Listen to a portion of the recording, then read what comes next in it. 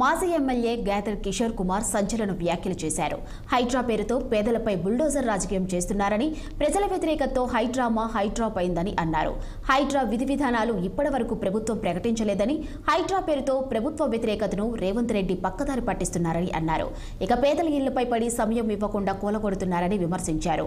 Green tribunal ఇచ్చిన direction మేరకు high court chief justice నేతృత్వంలో చెరువుల ఎఫ్టీఎల్ నిర్ధారించాలని చెప్పిందని, మానవ జీవన విధానం ప్రారంభమైంది నదుల పక్కన హెచ్ఎండిఏ పరిధిలో అని, 2568 చెరువులకు ఎఫ్టీఎల్ నిర్ధారించాలని హైకోర్టు ప్రిలిమినరీ నోటిఫికేషన్ ఇచ్చారని అన్నారు. అయితే ఇప్పటి వరకు 260 చెరువులకు మాత్రమే ఎఫ్టీఎల్ నిర్ధారణ జరిగిందని, హైడ్రా చేస్తున్న చర్యలు కోర్టు దిక్కరని కిందకు వస్తాయని అన్నారు.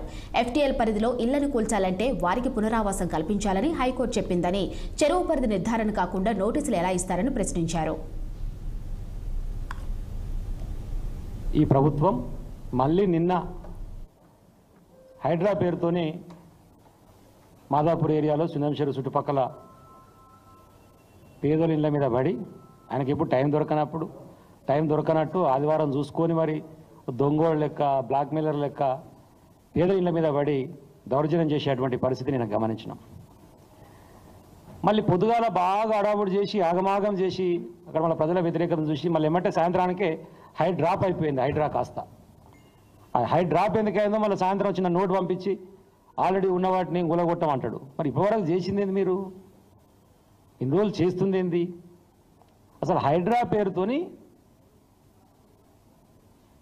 మీరు ప్రభుత్వంగా ఒక నిర్ణయాన్ని ప్రకటించే ముందు ప్రజలకి దానికి ఉన్నటువంటి విధి విధానాలు ఏందనేది ఇప్పటివరకు ఎన్నడూ చెప్పలే. దాని లక్ష్యం ఏంది చెప్పలే.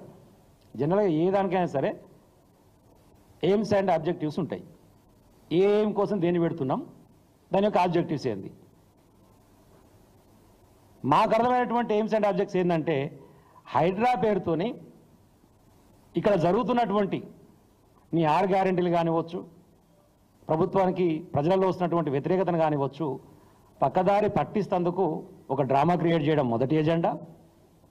ఎలాగూ చేస్తున్నాం కదా డ్రామా, ఆ డ్రామాలోనే భాగంగా ఎవరైతే పెద్ద తలకాయలు ఉన్నాయో, కనీసం మనకు తెలిసిన వృత్తే కదా, వాళ్ళని బ్లాక్మెయిల్ చేసి 10 రూపాయలు కూడా పెట్టి వాళ్ళ మహారాష్ట్రకు పంపాలి. కాబట్టి అదైనా పని చేయాలి, కొంచెం వానో వేనో బెదిరియాలి, ఫస్ట్ ఒక్కరిని గులగొట్టాలి, తర్వాత వాళ్ళందరికీ నోటీసులు ఇవ్వాలి, బెదిరియాలి. ఇది ఒక డ్రామా.